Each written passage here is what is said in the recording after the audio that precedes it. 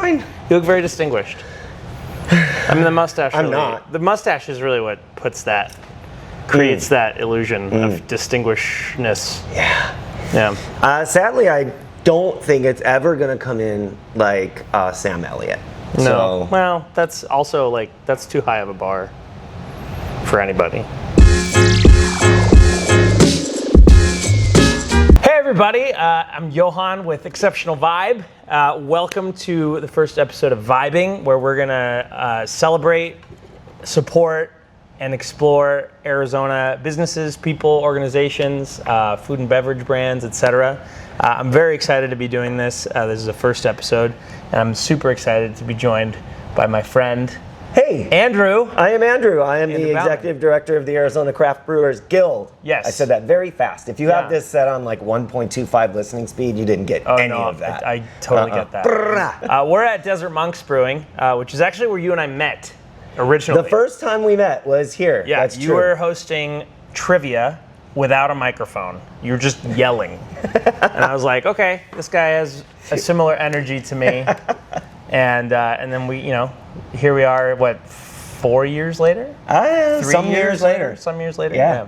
But yeah, I'm very excited to be doing this. The goal of Vibing is to, like I said, to celebrate, to support, to explore local people, local businesses, local brands, that deserve our support and our attention. So some small businesses doing some great stuff out there. Exactly.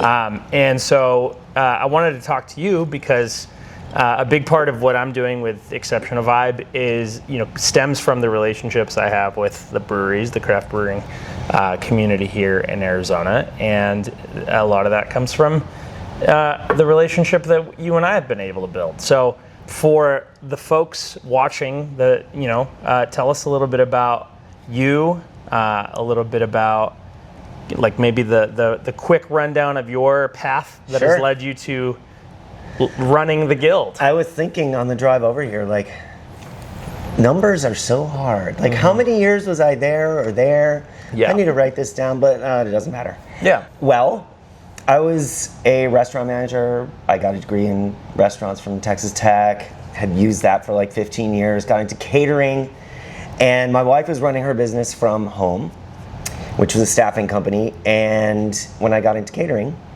one day she said, "Hey babe, you're home a lot more now." I said, "Isn't it great?" And she said, "Oh, it's so great. Please. And you need a hobby."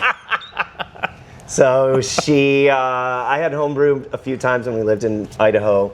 She said, "I just signed you up for a membership with the Arizona Society of Homebrewers. They have a meeting tomorrow and you're going."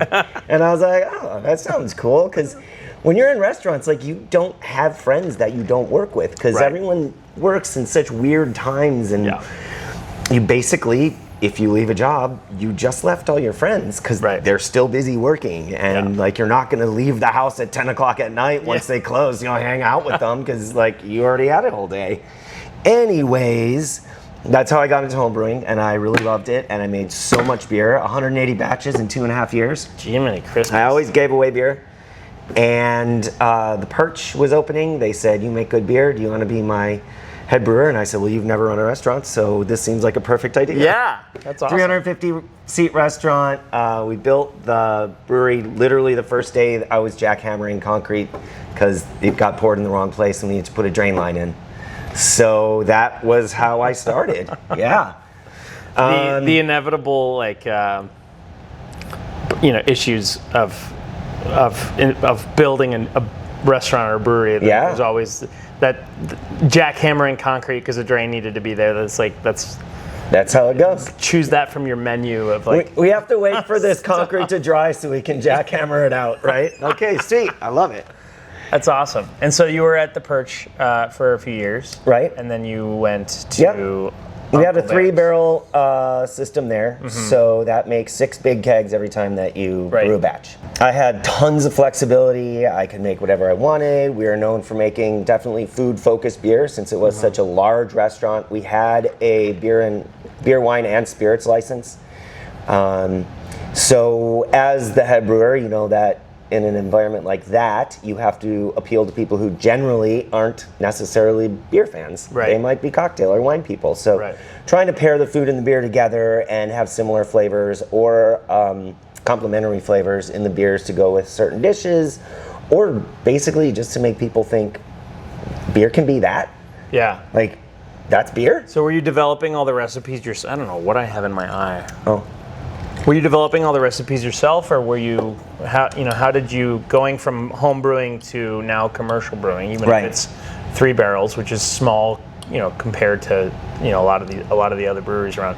How did the recipe development process change from the home brew to a 3 barrel system? Was it just changing amounts, or did you start thinking a little bit more? Well, for sure. I mean, when you're doing it at home, it's for you. Yeah, and it's very MacGyvered, right? Like you're just like, sometimes you're just having to make calls last minute to see if you can fix something or whatever it is. That never stops. Yeah, no, okay. It never stops. But as far as recipe development, really it was more thought about flavors. Yeah. Building grain recipes and hop bills and stuff is pretty, I guess, second nature when I've made so many of them. Yeah. I was talking to a brewer the other day who was like, yeah, I'm trying to figure out recipes and things. And for me, in my head, I'm like, but you just do it. Yeah. So, and that comes from the experience of doing it so many times that it's just second nature. So you just oh, I like that grain. What else can we want to add? What kind of flavors can the grain bring? Would you say that you were I always like to, I know brewers, all of them, are checking pH and are doing a lot of these calculations on the front end to make sure that when they spend, over $1,000 on a batch, it's comes out properly. Right. But I think that I've noticed that there's the intuitive brewer that kind of is a little more, oh, this might be a fun thing to add to this or whatever. And then there's the very dialed in, sort of more data driven brewer. Yeah. Where were you on that? Oh, I was intuitive brewer. Intuitive. Definitely to start. After the Perch, I went to Uncle Bear's where we had recipes and established brands that were in cans in the market. Yeah. And then you just change the way you look at it because you're appealing to a different customer. Right. At the Perch, we were appealing to the people that came in to eat. Right. And making sure that we're getting what they wanted out of those draft lines. Yeah. And when we went to Uncle Bear's, it was part of what's going on with the 4 restaurants that we were servicing with our brewery, and then also the beers that went out into the market. And those are all different customers. Yeah. So definitely not as much innovation in that space, particularly when you're moving up to 20 barrel fermenters. 10 barrel batches, 20 barrel fermenters, but we were making, or we needed to make enough beer that we had to fill them every time. There was not room to just throw crap at the wall and see if it stuck. Well, and with a 3 barrel system too, you have, kind of like here at Uncle Bear's, it's a smaller system. You have a little bit more Desert room. Monks, yeah. Desert Monks. You have a little bit more room to experiment when you don't need to spend, like I said, a 15 barrel batch probably costs close to $1,500 a pop. So when you don't have to drop that big of an investment into each batch, you have a little bit more, I think, wiggle room to try things out. I've always wondered, and I know some larger breweries have it and others don't, but having a small 5-gallon, 10-gallon pilot system for the brewers to experiment with is always something that I'm curious, who invests in that and who doesn't, because when you're doing 20 barrels at a time, you got to do what is going to come out. You still have to sell 40 kegs. Yeah, you still have to sell all of that. So, so then tell me a little bit about the transition from the brewery world to the guild. I mean, you were deputy director for what, 3 years? Right. So why did you make that switch? I was ready to get onto a new phase, and it was literally a month after I left my brewing job that the deputy director position became available in the guild, which just kind of made sense. I am this guy. I'm the talking guy. I'm the one who's ready to go out there and stump for our friends and make connections. And it's when you're in the brew house, as much as you are, it's really hard to do that. Yeah. I've noticed that a lot of brewers It's tend to just be different. sort of introverted, sort of like, not all of them, but a lot. It's a job that unless you have an assistant brewer, you spend a lot of time by yourself in the brew Right, house. absolutely. So I could see that would be, for someone like you, would be a fun switch. Yeah, and but that doesn't mean I lost any of my passion for the craft. Totally. That doesn't mean that I didn't care as much about the liquid, which I always do. So, hey.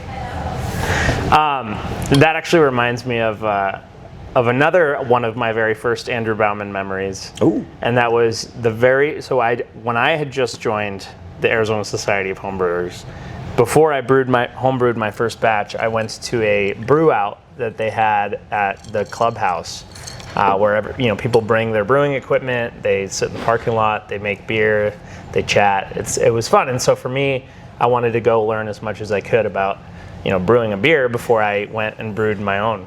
And so, I get there in the morning and there's all these guys with these like homemade temperature transfer gadgets and pumps and things that they built themselves, and talking about like the computer programs that they wrote at home to like manage their temperature controls and all this stuff. And I'm like, wow, like this is really involved, and like, it's good to see, a guy using a propane burner and then a guy using an electric burner and all this stuff. And like 3 hours in, when everybody's sort of finishing up their beer. So that morning, I was out picking up trash in the desert. Okay. Like, I couldn't be there early, but I did zip over there as fast as I could to make sure I could get a brew in. So you show up with a camping stove, like a Coleman camping stove, 2 small little pots. And I'm like, what is this guy doing? And you basically brewed like a mini mash in one pot. Then you basically boiled the hops independently in a smaller pot. Right. Then just like mixed it together, threw it in a 1-gallon fermenter, and went home. Is that a pretty accurate? Close, yeah. Okay. So I did no boil. So I would bring it up to 170 degrees to make sure that I was... Well, and it was all malt extract too, so it's not like you had to deal with a big old... No. Did you have some specialty grains? Oh yeah, no, I definitely do grains. I do add malt extract and sometimes just sugar. Yeah. And people are like, you can't do that. I'm like, it's fermentable. It's right there. Like, I just did that. Yeah. I have the same memory when I was starting at Ash. Is like, I would make this beer that's something weird, and they're like, well, you can't do that. Oh, I think I made a cake and a card beer for a friend. My buddy said that if you get fired, either you get a cake in the card or security walks you out the door. Or if you quit. Okay. He said, can you make a beer with cake? So I actually took ice cream cake and like a card from Whole Foods that's made with all natural like an whatever. Animal card? Yeah. Okay. And I put them in the mash. And they're like, well, you can't do that. I'm like, but you just said it tasted good. Like, what do you mean I can't do it? It's right here. Yeah. So same thing when you're doing that no boil, and then you want to boil the hops to get the bitterness out of it, and you combine them together, and then you take that high gravity wort basically. Yeah. And you throw ice into that to cool it down, and then you just put it in the carboy and you add yeast. So the reason I remembered that so well is because it showed me that brewing beer is a spectrum of involvement. Yeah. You can get really nerdy, and there's guys. How many times did I take a gravity reading that day? 0. Right. You didn't care about the only anything. times I take a gravity. These guys are checking pH. These guys are like doing doing their water profiles and all this stuff, and you just showed up with Arrowhead water and like a good attitude. Yeah. So that was really helpful for me, because then I was like, okay, you don't have to take it so seriously. Like, obviously a lot of these guys have been brewing for a really long time. And if you walk into the Ash clubhouse, which I do all the time, there are these amazing brew systems just sitting there. Yeah. And a lot of times I think that's because they made it so involved that they took the joy out of what's supposed to be a fun thing. I completely agree with that. And I tried a beer that was not great that I made 2 weeks ago. Now it's called the Pinter. Yeah. So it's It's like a little mini keg that you brew in and ferment in. Package. Yeah, you brew in it, you ferment in it, you serve Drink from it, out of it. everything. That's awesome. And it makes like a gallon and a half. So cool. Yeah, I still use the software to figure out how much ingredients and stuff like that. But this, I want to make the rosemary IPA. I used Kveik yeast. It was like 80 degrees. The flavor is phenolic and not great. Yeah. I mean, it's not to the point where I'm like, oh God, that's awful. But I would not bring that and be like, hey everyone, would you like to try my beer? Kveik was awesome for me when I didn't have temperature control because I could just ferment at room temperature. Yeah. So for those of you who don't know, Kveik is a certain strain of yeast that ferments comfortably at like 76, even up to 80, 85 degrees. Yeah, sure. But speaking of beer, because we talk about that a lot, I poured us a little bit of this Imperial Phantom Bride from Belching Beavers. It's not an Arizona brewery, but it is a favorite of mine that I wanted to share with you. Thank you. Cool. You've had Phantom Bride, but you've never had the Imperial one. Correct. Yeah. After this, we'll have some Desert Monk's beer. Ooh, very tasty. I mean, it's more of a classic like West Coast style than it is like a modern, super dry, no malt, just hops in your face. Well, that's what I like about the Imperial ones is that they always have a little bit of a heavier malt backbone, just because that's how you get the alcohol. But yeah, 9%, that's delightful. I will say this one, I looked at, because I bought it from one of those gas stations that has too much beer in their fridge. So I did look at the canning date. It's like 3 months old. So, great. It's still good. Yeah. Sometimes at some of these gas stations, cheers. Cheers. Yay. Sometimes at some of these gas stations, you'll find like year-old IPAs in there that you don't necessarily want to be drinking. When I was up in Flagstaff this week, I was talking to my son, and he's like, obviously, he's 22, so his drinking is like, he didn't drink a lot when he was young. Sure. Even when he was up there with his buddies, there's plenty of weed around. Yeah. He used to like 805 was his jam. Yeah. Like that's what he liked, 805. Yeah. And he's been discovering new beers, but his newest favorite thing is to take a hazy and do like 3/4 hazy, 1/4 red. Red ale. Yeah. To add I'm like, you want that malt backbone, instead of it just being straight up hops and a little bit jarring. Yeah. Smooth it out with some red in there. That's why I've always liked the double IPAs and the triple IPAs and the Imperial stuff, just because it does have a little bit more of that. All right, so then you became deputy director. You were with Rob Fulmer for a long time, and then just this past October, right? Yes, Rob is semi-retiring. Yep. He's no longer a full-time employee of the Guild. He is generously helping us out with some lobbying efforts. Right. We still do our Arizona Beer Frontier podcast every week. It's harder and harder for us to find a time where we're in the same city.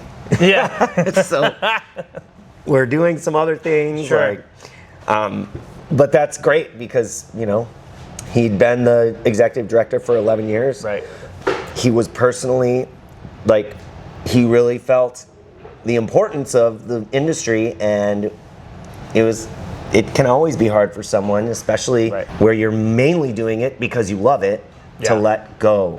Yeah. So he is embracing the let go now. Good. Yes, Yeah. which I love for him. Yeah. He's been taking some trips, still involved with the Guild, but in a very different way. Yeah. So what was the point? No, so then I took over. You took over, yeah. So, first I was going to ask, for, again, people who may not know, give us the elevator pitch of what the Guild does. Sure. Our mission is to promote and protect Arizona craft beer. The promote part is when we do our beer festivals. If there's something pops up on the radar, then media will call me rather than trying to get a hold of 85 different breweries. They just call me, and then I either find breweries that are willing to talk or whatever, or they just talk to me. We do protecting, which is the lobbying part of it. If you do not keep an eye on what's happening in the legislature, as one of the most heavily regulated industries in the world, there are always people that are trying to change the rules a little bit to make it to their advantage. And we do the same thing. Yeah. This year we reduced the minimum requirement for microbreweries in Arizona. It used to be 5,000 gallons a year, which is basically 2 half barrels a week. Yeah. And for our rural breweries, or like you were talking about, the innovation breweries, if someone wanted to put in a small system, and let's take Wren House for example. They just opened their Paradise Valley location. They want to do some innovation brews up there that they know aren't going to sell in the larger market, but they want to do some fun things. If they were to put in a small brewery up there and get it licensed as a number 3 microbrewery, then they would not meet those minimum requirements of 5,000. So we got it lowered to 1,000. Okay. We had no pushback from any of the other parts of the industry. There is an industry alliance that essentially, if we have an idea for a bill, we go there and we say, hey, we want to do this. What are your opinions? Are you thumbs up? Are you thumbs down? Are you neutral? Like, what do you want to do? And what is that, like wine and spirits, or when you say industry alliance, like who's involved? So it's going to be AFMA, the grocery stores. Okay. Grocery and convenience. It is ALBA, which represents the number 6 and number 7 license holders. That is beer and wine bars and straight up bars. Okay. We've got the Arizona Restaurant Association is in that group. The distributors, the wine and spirits distributors have a representative. The beer distributors have a representative. Sometimes we'll have, the DLLC, the Department of Liquor Licensing Control, they attend those meetings and share their opinions on the new law, whether it works, if they have any concerns, how to address those concerns. So it's a true like food and beverage. Yeah, and we have so Craig Miller, who owns ALIC, the Arizona Liquor Industry Consultants. He is probably the agent about 25% of all of the liquor licenses in Arizona. Okay. The agent is someone where all the mail goes. So if they help you go through the licensing process. If you get any violations, they help you work on resolution with the department, resolution with your business activities and how to fix them. They do training on liquor liability. He's part of that group. Yeah. There's a whole lot of people that are part of that group. And I think the lobbying thing is the thing that people know the least about the guild, because obviously the beer festivals are well known, and your guys' sign is up at all the breweries and everything, but yeah, I mean that lobbying piece is huge. So we also manage the Arizona Craft Beer Awards. Thank you. Of course. The guy who inspired us to do it. In our heads, we've been saying for years we should do a competition. And Johann said, hey, we really want to do a beer competition and we want you guys to help. Yeah. If you don't, then we'll find someone else. It's been great. I mean, it was awesome. There are 3 medals hanging on the wall right there. So now that you are the executive director, do you have any particular goals or like a vision for your tenure as the leader of the guild? This industry is in a lot of turmoil right now. For the first time in like forever, Americans are drinking less ethanol, whether that's in beer, wine, spirits, or other things. They're just drinking less overall, which is literally unprecedented in the last 100 years. It's not huge, but every little bit makes a difference. Craft beer set its cultural significance by being an innovator in flavor, in farm to table, in really engaging with the community. And the other segments of the industry have also taken some of those as part of what they do. And making sure that our breweries still have the ability to do those innovative things and get the word out that, again, like when I was starting at the Perch 15 years ago, and people were like, this is what beer is? Like, I like this. Getting the word out that can happen. And also, one of the most important things that I feel I do is let the world know what great things our breweries are doing in the community. There's so many times breweries are giving back to their community. The book things that you do, like that's an amazing thing to do. Breweries don't have to do it. Is it bringing them a ton of business? No. Is it helping their community that may not actually have the have a bookstore in a good location near them? Yeah, for sure. Yeah. So things like that where they're doing something that's not just, hey, we have a new beer release. Yeah. That's fine. Or we have trivia night. Okay, that's great. I'm not going to promote that. Yeah. But if you're doing something really cool, if you're doing something that really helps bring people together, then I want to let everyone know, look at what this industry, the gem of America, in my heart. Well, and it's one of those things too, right? Like, for me, on the outside looking in a little bit, like I'm comfortable now saying I'm a part of the industry, but I've never worked in a brewery, I've never brewed beer commercially, but yeah, I think breweries have to find other ways to engage with the community other than just releasing new beers. And there's nothing, obviously I want them to release new beers because I should try the new beers, but like coming up with all these, other events and meetups and doing, we're doing this Tap House Library series where we're pairing local independent bookshops with breweries just to set up at a brewery for a night and bring people in. And I went, we had one at Roses by the Stairs earlier this week, and I brought my book and I sat at the bar and I read and drank beer, and I was like, this is awesome. Why have I not been doing this for the last 10 years? Like, this is great. Look at me escaping the world in this book. Like, it was awesome. And so, we did it on a Wednesday, which is like typically not a hugely busy night for most breweries, and the bookshops love it because they can, sell a handful of books. And they can reach a new community that might otherwise not and be then there. there's these, the silent book clubs and all these people that are already doing stuff like that, but maybe don't have the direct line into the brewery, community.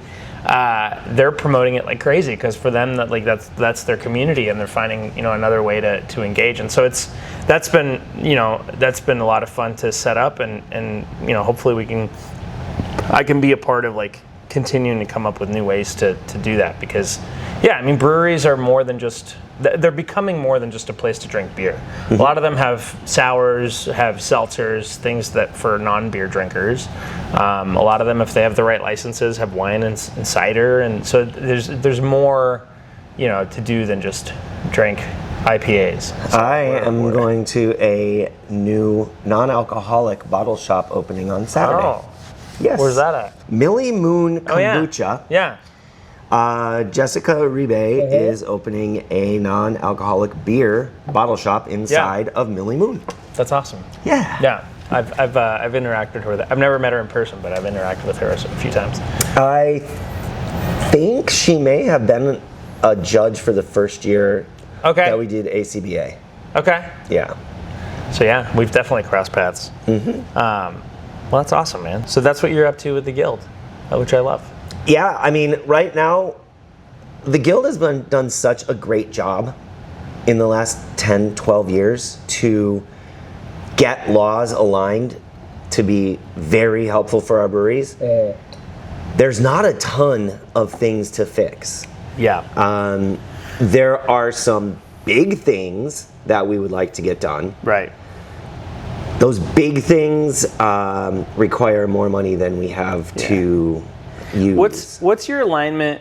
What's the Guild's alignment with, the distilleries and the wineries in Arizona? Is there, other than obviously this alliance, I'm assuming they're in some way involved, maybe not as much? Yes, Gary from the Craft Distillers Guild does attend all of those and is really good at using his brain to figure out solutions that work for everyone. He's awesome in that way, for sure. As an organization, the Guild is much more either formal or using the promote part as the part of Guild. our mission, the Brewers Guild. We all work together to promote all of Arizona craft beer. You're definitely more visible. I didn't even know there was a Distillers Guild until, and I think there's 3 wineries guild. I could only find 2, but someone said one time there were 3. Yeah. So I know there's 2. Wineries are so hard. Yeah. Like, they are growing fruit. Right. And when that fruit has to get picked, it has to get picked. Right. Whether that's convenient for you or not, now is the time. Yeah, it's a very different business model. Mm-hmm. I even found that out about cider recently. I was at Six Bird, and I was just learning about how they make the same apple wine and then they just flavor it differently in different batches to like create all the different flavors. Which is a wildly different business model than a brewery where you have to like dedicate an entire fermenter to like one beer and then another fermenter to a different type of beer and then another fermenter to a different type of beer. Oh, Johann. What? We do the same thing, bro.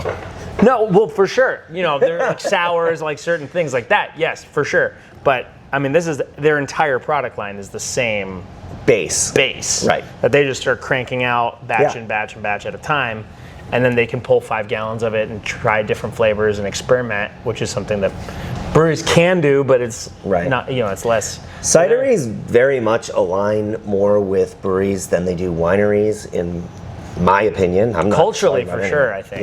Yeah. They like those tap rooms that are more drop in, drop out. Right.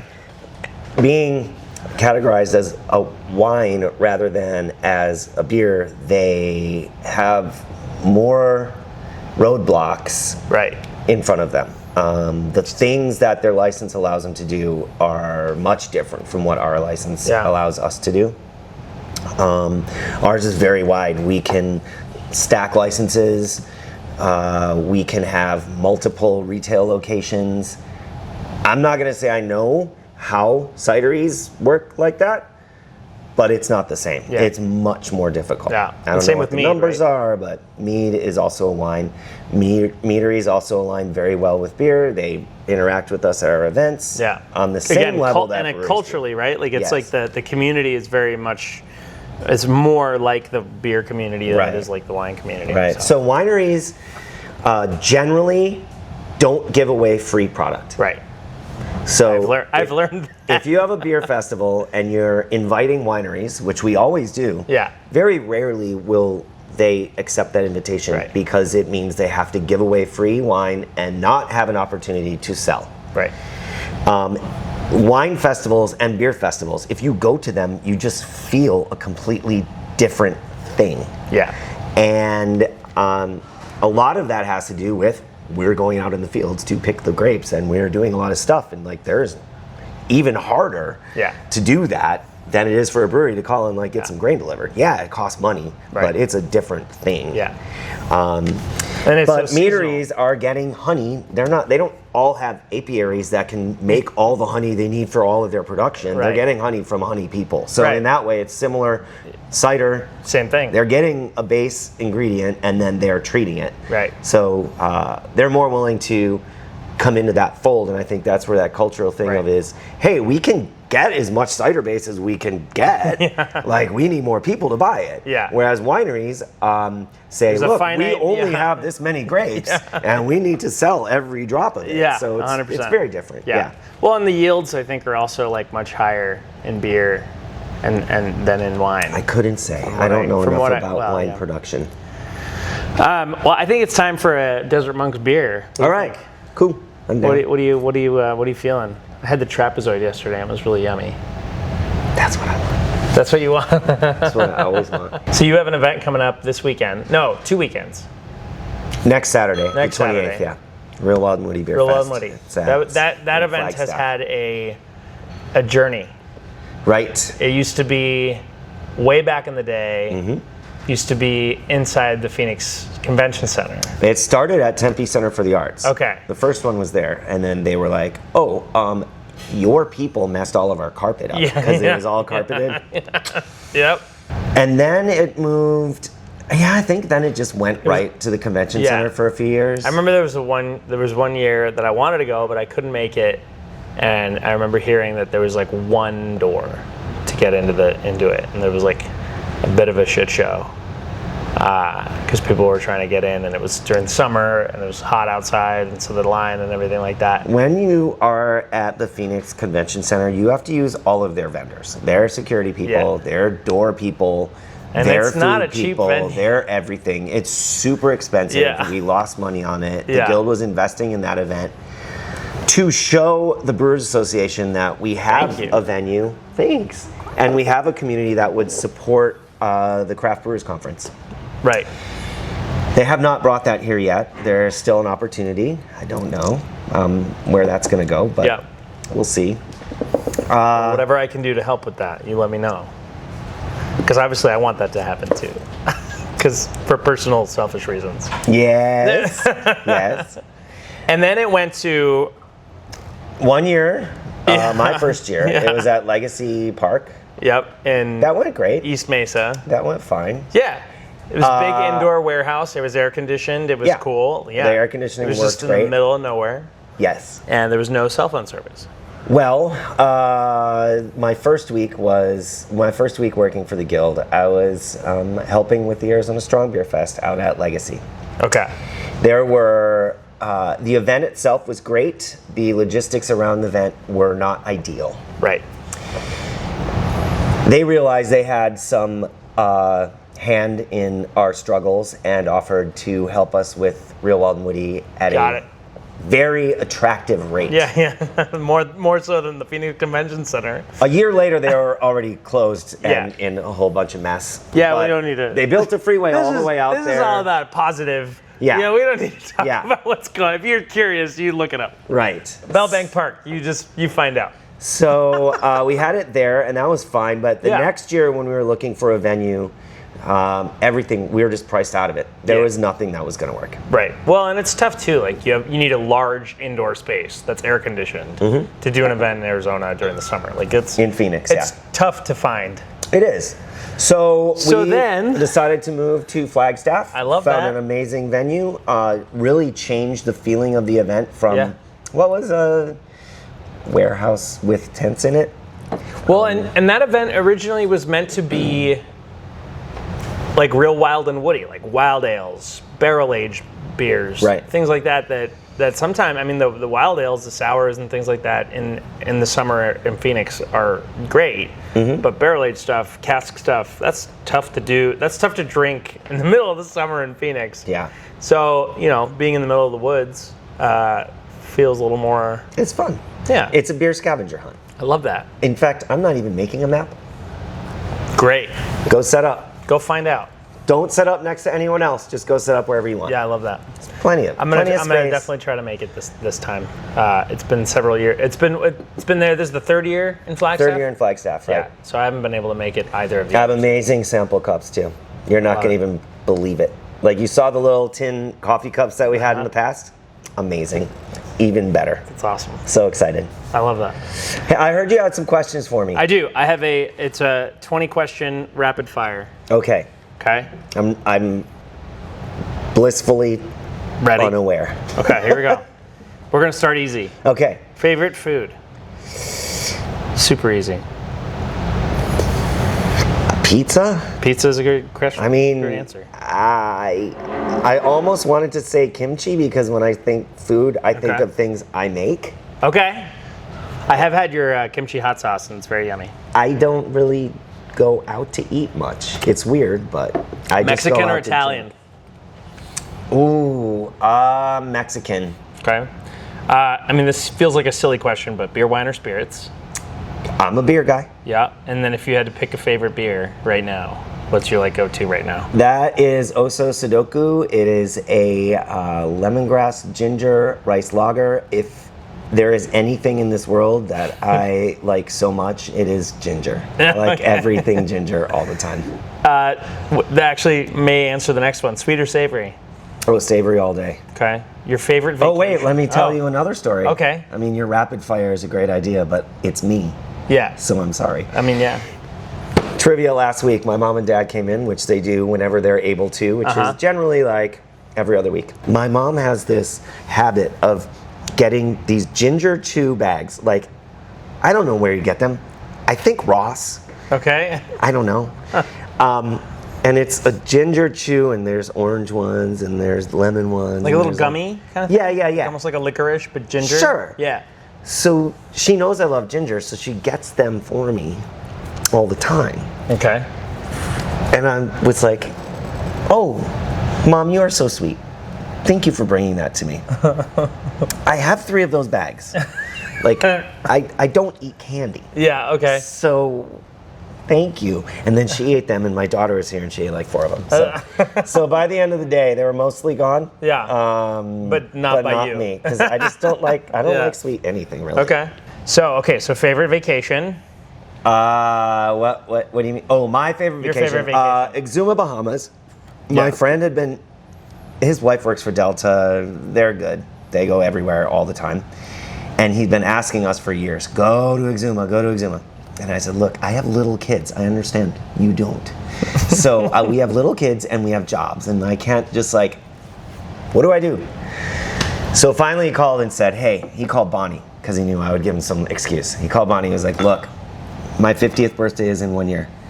You are going to the Bahamas with me to celebrate that. You have 12 months to figure this out. Yeah. Figure it out. And she's like, okay, we'll be there. And now it's your favorite. Yeah. Rain or sunshine? Always sunshine, any Always day. sunshine, Like same. even 2 days of rain and I get 100%. Little One day emotional. of rain and I'm yeah. bummed out. Favorite book? I'm definitely a nonfiction guy.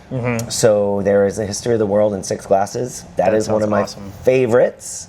And Fiery Ferments, where Okay. you can learn how to make all different kinds of fermented See, I love chili that. sauces and stuff. Because it's the through line is the fermentation and the drinking. Yeah. Yeah. Right. History in 6 glasses. I'm assuming that's somehow related to alcohol. Well, alcohol and coffee Okay, and even okay. water and like all Yeah. different how history was Love that. shaped by the things that we ingest. Camping or resort? I have to split that answer. I love camping. Camping for you. But I also Resort love for- my yeah. family who more Yeah. favors going to the beach. I'm the same way. Or the Although resort. our kid is 2.5 years old, and what I mean, this is very optimistic of me because she is my wife's daughter.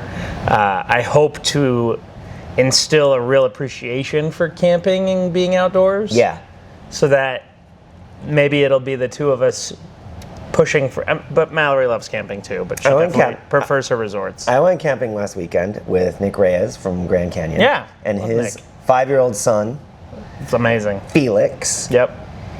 I brought my dog up with me, Kai. Yep. You sent me pictures. And we had so much fun. Sounds fun. And then on I'm Saturday, actually a little upset I didn't get an invitation. oh well, it wasn't my camping arrangement. You can pick that up with me. You should come to the Ash camping trip, and I have been to the Ash camping trip. I'm very excited about that one. Wait, but then my very kind son came down from Flagstaff. Amazing. On Saturday after his shift opening the brewery. Yeah. After he's done with his shift, he drove down, met up with us. Where does he hung work? out. Beaver Street. And, Okay. And he has a very keen love for camping, as does my daughter. Right. She'll be like, "Hey, Dad, can I borrow the Subaru? I want to go camping with my friends this they're weekend." great. They're always at all the events and everything. Mm-hmm. They're great people. I'm assuming the answer to this one is similar to the last one: is beach or forest? Forest for you, beach for the fam. I like them both equally. Like Yeah. I do they like have their- going to the ocean. They have their different like energies and different like contexts. Yeah. But yeah, when I would agree with go that. camping, like I'm not going to be. Although I do really work at bringing out a book and reading while I'm there. Yeah. When I'm at the beach, it's much easier for me to do Oh, that. 100%. There's less to me. There's less to do. Yeah, on like- the beach than there is Like in the I forest. look at a tree and I'm like, oh, I wonder how high I can climb that, Yeah. right? Yeah. Like at the beach, you're like, I wonder if Yeah. I can go out in that water. I guess I could go as far Yeah. as I want. I bring my longbow and this target that I make out Yeah. of just a cardboard box and more cardboard boxes inside and Yeah. duct tape and spray paint. And I just drink beer and put the bow out 20 yards and just sit there and shoot arrows. Fun. It's so Sure. fun. You can't do that on the beach. You could also do that with a BB gun. Yeah, I don't. Those I'm are not a gun. fun. I'm not a gun guy. I'm not a gun guy. BB gun? BB gun. I don't care what kind of gun. I'm not a gun Okay, guy. all right. Sorry. Jedi or Sith? Jedi all the way. I got these very sweet-looking tattoos matching with my kids. Yeah. We our cars have similar. Yeah. Yeah. Although sometimes I kind of skirt in the middle, me personally. You know, there's sometimes where I embrace the passion and the emotion. And we won't get into it. Sam or Frodo? I don't have an opinion. You don't have an opinion. Superhero you most identify with? Ant-Man. So the first time I was like, what are you even talking about? Yeah. But yeah, Ant-Man, I mean, he's hilarious. And that's Yeah. great. I can And he get- gets I to can do see fun it. shit. Yeah. Spirit animal. Hummingbird? Hummingbird. We didn't talk about this. Okay, yeah, hummingbird. I have plenty of hummingbird feeders in my backyard. Yeah. And You also have like the energy of a hummingbird. yes, Yeah, that's a you know lot of what I it mean? too. Like, it's like I wake up in the morning. Yeah. Your heart rate's 280. Yes. Yeah. All the time. And I love it. Yeah. In my head, just constantly running like this. And then Bonnie's like, please stop. Yeah, please get stop. Yeah, out, I'm the same get way. out, I'm a stop morning it. person, so when I wake up, there's times where I'll wake up and I'll start working on something. By the time Mallory wakes up and comes out, I'm like, hey, so guess I have all these things to tell you. And she's like, please shut up. Yes. I need to have my coffee. Please stop. It's a Totally thing. get it. She always says, well, I would still be asleep if everyone didn't make so much noise when they got up. I'm like, Yeah. all I did was get up, put the blanket on you, and leave the room. Like, what? I know, just being me exudes energy. I know. I hear it. That's why we became friends. Go-to coffee shop order. That would be a hot chai tea latte. I love that. Go-to karaoke song.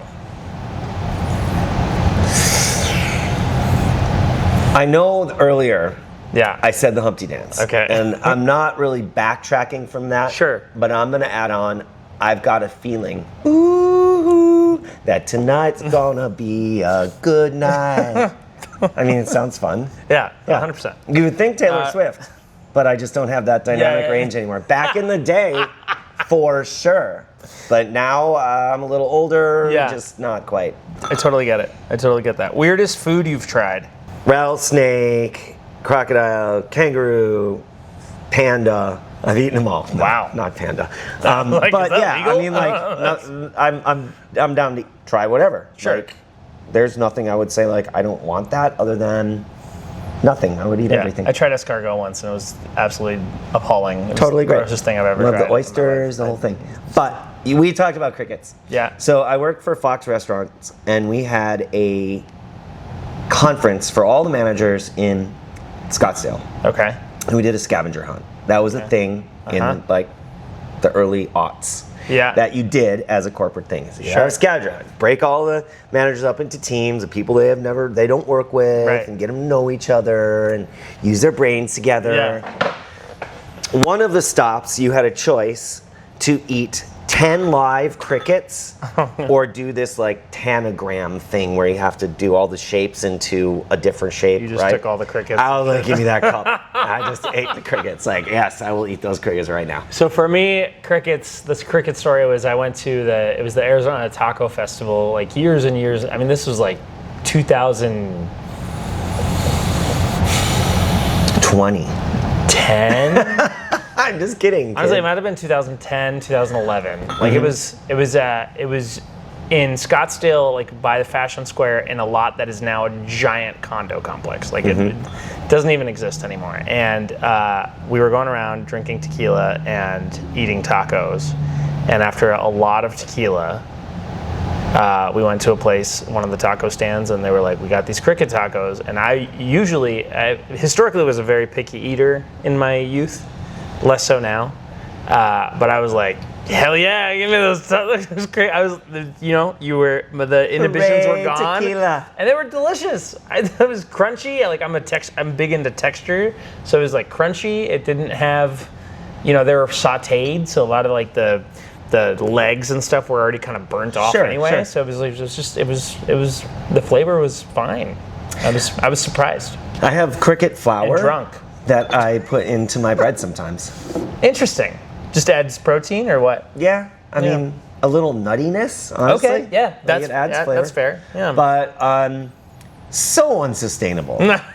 Like, I know that insects are the future of food, but yeah. like, Well, we'll do a whole other episode on that with so some chefs. expensive, and like you can't Which just. is fine. Wild because you can go to PetSmart and buy a bag of crickets for your lizard for like $1. Yeah, but you can't get at Whole Foods. You can't get a bag of cricket flour. Okay, guilty pleasure food item. Fast food, some kind of baked good, just a guilty pleasure. Like I the thing that you know mean- you shouldn't be eating, but you just can't get enough of. Oh well, I would say like I don't very often eat a nice, big, huge steak, so I would go with tomahawk steak. Okay. Like, that is so freaking good. It is good. Like, the char on the outside, the pink on the inside, the medium awesome rare? flavor. Is that your go-to? Medium rare on the lower end. Yeah, on the rarer side. Yeah. Yeah. Can be so incredible. Yeah.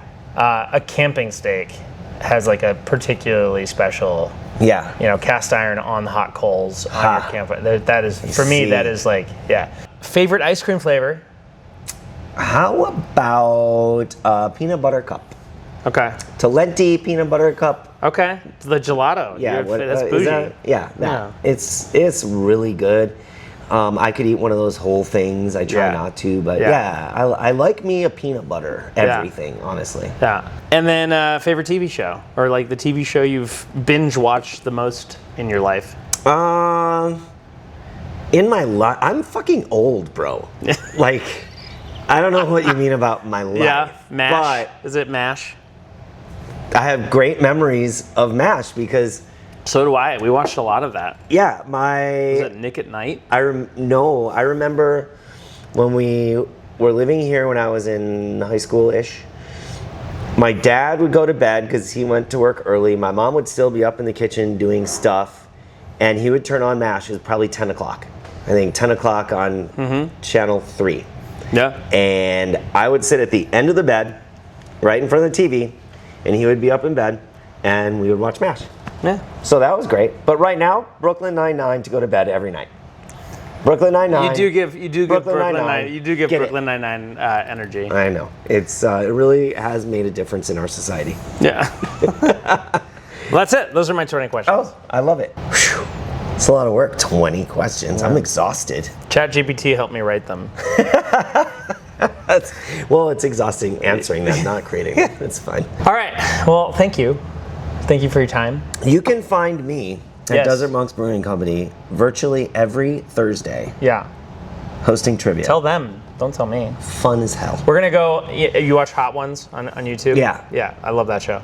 So we're going to roll out the red carpet. Oh. This camera, this camera, this camera, or this camera. Tell the people what you have going on in your life. Yeah. The Arizona Craft Brewers Guild. So visit your local brewery today. Yeah. Tell them. Don't tell me. Visit your local brewery today. Do good things. Tip your servers. Take beer home. Share it with friends. Share it with neighbors. And we may not have enough time for Real Wild and Woody, but what events are going on in the fall? We have Arizona Barrels, Bottles, and Brews for sure. That's going to be amazing. November. I had some discussions with our friends in Wickenburg about Wickenburg Oktoberfest, and we're still working on that. I'm not positive, but that would be October 18th. And you can catch me every Thursday on the Arizona Beer Frontier podcast. There you go. We release a new podcast every Thursday for the last 155 weeks. One of them went out on Friday. It is Rob's like stain on his soul that it went out Friday instead of Thursday, but I'll put the links for all this in the description. But yeah, this is the first of many episodes. We have a lot of exciting ones coming up, including John Lane from Oso, Doc Osborne from Pedal House, Val Addy from Phantom Fox. On the restaurant side, we got Dirty Mike from the Guadalupe on Main. We're doing one with Brendan Michael from Killer Whale Sex Club, more on the cocktail side. Tyler Halstead, the new owner of what used to be Adventurous Stills, now Outlaw Distillery. We got a lot of really great episodes that are going to be coming out soon. So amazing. It's going to be a lot of fun. John Lane is a incoming board member for the Arizona Craft Brewers Guild. Very excited. Right. I'm sure Megan Greenwood will be a part of it as well, which she's also an incoming member of the board. Mm-hmm. We'll probably end up doing one with Dylan from the shop and current board member. We got Tyler from Kitsune. Current board member and incoming board member. Sounds like we're just going to have every board member on this. Would you like to talk to Kyle Jefferson from Pueblo Vita? I would actually love that. Yeah. So, thank you, and thank you, and we'll see you guys next time. All right. Oh, wait, do you have cheersing? I'm out. You have some.